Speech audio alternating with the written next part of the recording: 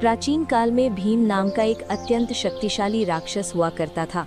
वो रावण का वंशज था और उसकी शक्ति का स्रोत था कठोर तपस्या से प्राप्त ब्रह्मा का वरदान। भीम ने तप करके ऐसा वर पाया था कि उसे कोई भी देवता सरलता से पराजित न कर सके। वरदान पाते ही उसका अहंकार जाग उठा और उसने धरती, स्वर्ग और पाताल तीनों लोकों में आतंक मचा दिया। भीम का क्रोध विशेष रूप से भगवान शिव के भक्तों पर टूटता था। वो शिवालयों को तोड़ता, ऋषि मुनियों को बंदी बनाता और वेदों के उच्चारण को रोक देता। उसके अत्याचारों से धरती कराह उठी। ऋषियों ने हिमालय की गुफाओं में एकत्र होकर भगवान शिव का आह्वान किया, हे महादेव, यदि अब भी आप प्रकट नहीं हुए तो धर्म नष्ट हो जाएगा। शिव की तपोभूमि में ये पुकार पहुंची।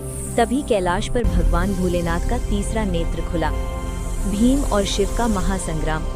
भगवान शिव एक साधारण योगी के वेश में भीम के राज्य पहुंचे और उससे कहा, अहंकार त्याग दे, नहीं तो विनाश निश्चित है। भीम हंसा।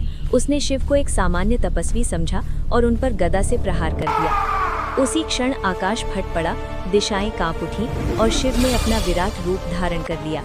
युद्ध आरंभ हुआ। ये युद्ध दिनों नहीं, वर्षों तक चला।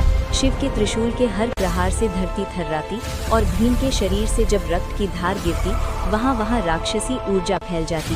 कहते हैं, भीम का रक्त साधारण नहीं था। वो जहाँ गिरता वहाँ अंधकार, विष और अग्नि उत्पन्न होती।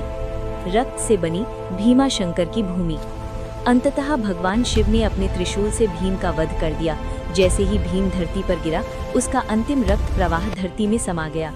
उसी क्षण धरती कांप उठी, आकाश से दिव्य वर्षा हुई और उस स्थान से एक प्रचंड शिवलिंग स्वयं प्रकट हुआ।